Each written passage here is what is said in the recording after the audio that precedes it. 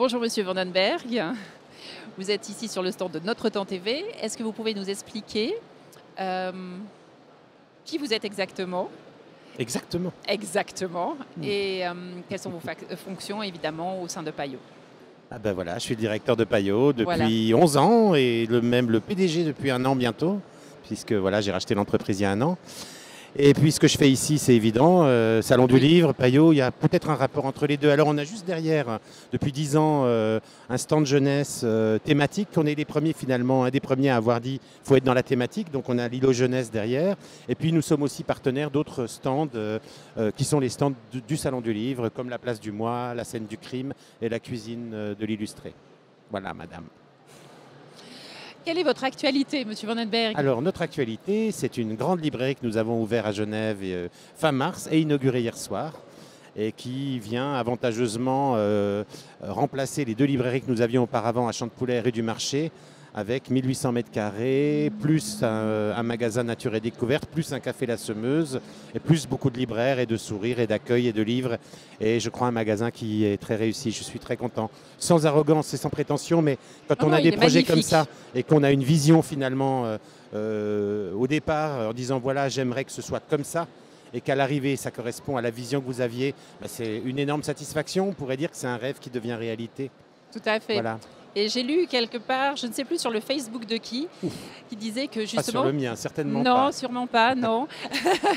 Qui disait, puisque vous êtes à la place de l'ancienne UBS, absolument, que quand les librairies remplacent les banques, c'est très bon signe. Oui, ça faisait partie un peu des choses qu'on a dites et qui sont cocasses et amusantes.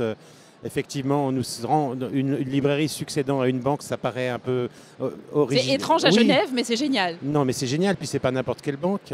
Non, ni n'importe UBS, quelle librairie. Ni n'importe quelle librairie, mais quand même, c'est pas non plus la banque cantonale de Carouge, quoi, vous voyez. Oui. C'est de la grosse banque. Et puis c'est assez marrant parce qu'on descend jusqu'au niveau -2, et c'était une des salles des coffres. Donc les coffres ont été enlevés au profit des livres.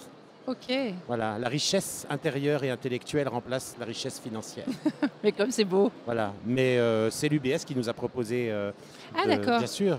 C'était lui, ils viennent de vendre le bâtiment, mais c'est UBS qui nous a proposé en disant voilà, de toute façon, nous, on n'a plus besoin de ces locaux, on souhaite plutôt les convertir en surface commerciale et donc les choses sont très bien passées avec UBS. Donc c'est pas nous qui les avons foutus dehors quand même. Non, ben ça, je me doute. Et justement, dans votre librairie, il y a quand même une belle part de littérature étrangère aussi, hein? Oui, absolument. Oui, évidemment. Alors la littérature étrangère, elle est peut-être plus accessible d'une certaine manière. Pourquoi? Parce qu'elle a déjà été filtrée. Le livre a déjà été publié dans une langue. Il a connu en général un certain succès, pas forcément commercial, mais qualitatif. C'est-à-dire qu'il y a déjà un filtre. Quand vous publiez un livre en français, c'est une première édition. Il n'y a pas encore eu de filtre, en quelque sorte. La littérature étrangère a déjà été filtrée, elle a déjà été choisie une première fois et rechoisie une deuxième fois pour une traduction.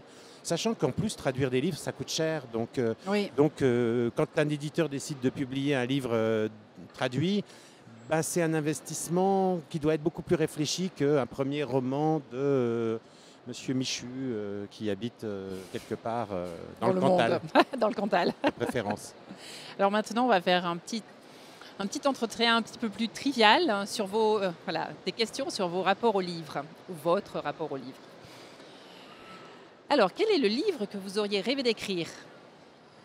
Ah, il y en a plusieurs. Bon, évidemment, risque d'être ça la réponse à chaque question parce que c'est une question d'humeur et de diversité. Mais par exemple, je dirais Terra Nostra de Carlos Fuentes, qui est un auteur mexicain qui est mort il y a 3 ans et que je considère comme un des grands écrivains. Et je regrette d'ailleurs que le Nobel l'ait raté, puisque le Nobel ne peut pas être donné à titre posthume. Et que pour moi, c'était dans les 3-4 écrivains vivants qui, disons, il y a 3 ans, qui largement méritaient d'avoir un Nobel parce que c'est quelque chose de très fort et de très puissant. Et c'est un peu son chef-d'œuvre, ou en tout cas son livre pivot, Terra Nostra. C'est un gros volume, c'est 2 volumes en poche d'ailleurs.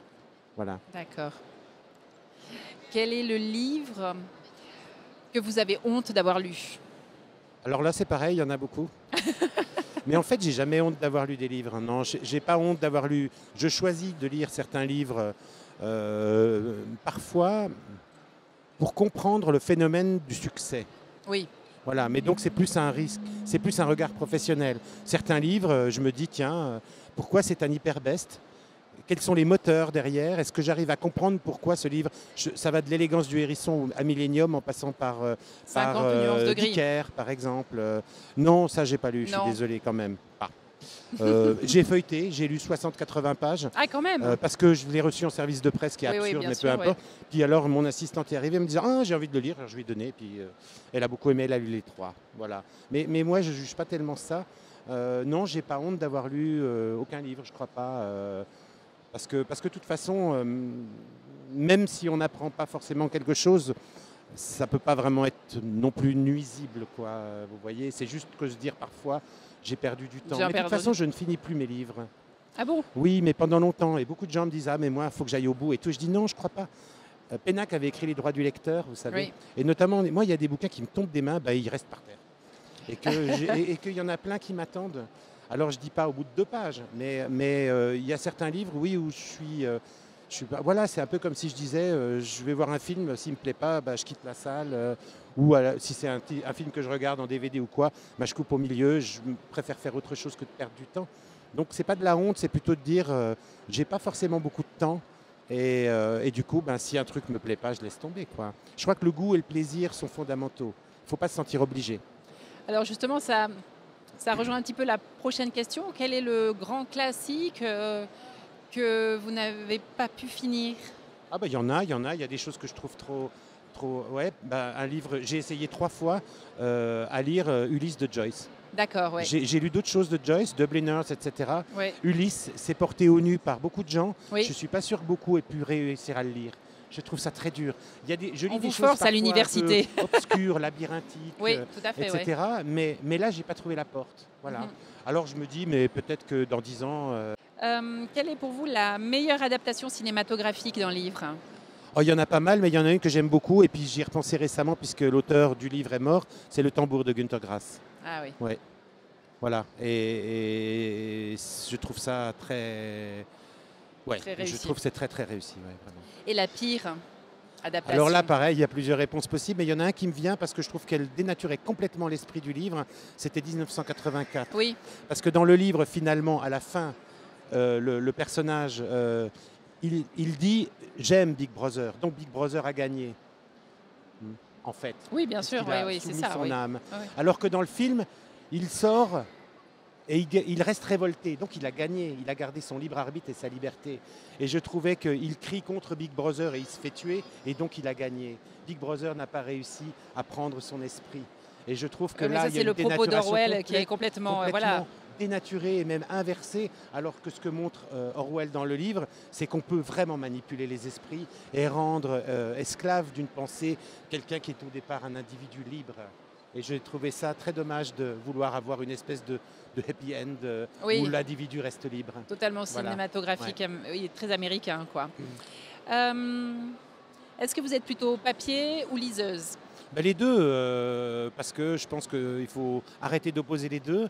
Je suis papier fondamentalement pour plein de raisons, mais je suis aussi liseuse parce que je me déplace beaucoup en train, voilà, ouais. et que je lis des très gros livres et que c'est quand même très embêtant d'avoir 1 kilo, 1,5 kg en permanence avec soi, le temps de lire le livre pendant 2 semaines quand on fait pendulaire. Et du coup, je trouve que pour ça, par exemple pour ça, la liseuse est une bonne solution quand on veut se cogner la biographie de Goebbels qui fait 900 pages. Ou de Hannah Arendt. Ou de Hannah Arendt. Alors c'est plutôt les livres d'Hannah Arendt que sa biographie qui est Sa biographie, elle est énorme, elle est comme ça. Ouais, mais ça, j'ai pas lu, j'ai lu ses livres par contre. Ah oui. Voilà. Pardon. Est-ce que vous êtes plutôt Pléiade ou poche? Eh bien, la Pléiade, c'est une collection de poches finalement. Je dirais que c'est même la collection de poches la moins chère en réalité. Si vous raisonnez que sur le nombre de volumes que vous avez dans un seul volume. Oui, vous avez tout. Donc en réalité, pour moi, c'est du poche, mais du poche condensé. Je ne plaisante pas. Regardez le nombre de volumes poche que vous êtes obligé d'acheter pour avoir l'équivalent du contenu d'une Pléiade. Donc en réalité, si je raisonne un peu comme on dirait, on raisonnerait au kilo, mais si je raisonnais au nombre de signes, en réalité, la Pléiade n'est pas du tout une collection chère. Vous en avez pour votre argent, en termes de quantité et aussi de qualité par les appareils critiques, les variantes, etc. Mais moi, finalement, c'est le contenu qui m'intéresse. Donc, je lis dans tous les formats et dans toutes les positions. D'accord. Et alors, vous êtes plutôt littérature américaine, littérature russe ou... Plutôt littérature russe. J'ai été en plus un grand lecteur de littérature russe depuis toujours.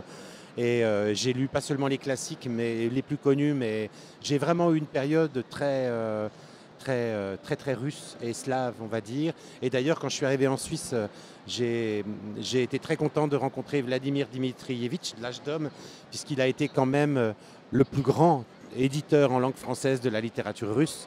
En rétablissant d'ailleurs des traductions qui étaient très mauvaises avant. Je pense notamment à ce livre magnifique de Gontcharov qui s'appelle Oblomov, Oui. dont quand j'étais jeune libraire, il y avait un petit volume de 200 pages en folio. Puis un jour, je vois à l'Âge d'Homme qui sort un bouquin de 500 pages, je me dis, oui, bah, c'était la vraie édition. Voilà. Et non, voilà. Alors, américaine, je suis plus critique. Et je trouve, c'est peut-être un peu réac, mais j'ai l'impression que la littérature américaine, elle s'est un peu arrêtée avec Faulkner, Hemingway, cette génération-là. Ah oui, oui, Il y a eu des très choses longtemps depuis, quand même. Hein. il y a des genres qui ne sont pas mauvais, mais il y a des choses qui sont restées bonnes. Mais il n'y a plus, je trouve, mais c'est très personnel, bien entendu, ce n'est pas un jugement qui a valeur. Je trouve que par rapport à la taille du pays, la qualité de la littérature américaine contemporaine, est relativement modeste, je dirais. Et je trouve qu'il se fait des choses beaucoup plus intéressantes ailleurs aujourd'hui. Voilà. D'accord. Sur un registre un peu plus ludique, quel est le livre qui vous a aidé à séduire ? Quel est le livre qui m'a aidé à séduire ? Ça dépend qui. Je pense que si on veut séduire une personne, il faut lui offrir un livre qui va lui plaire à cette personne plus qu'à vous. Oui.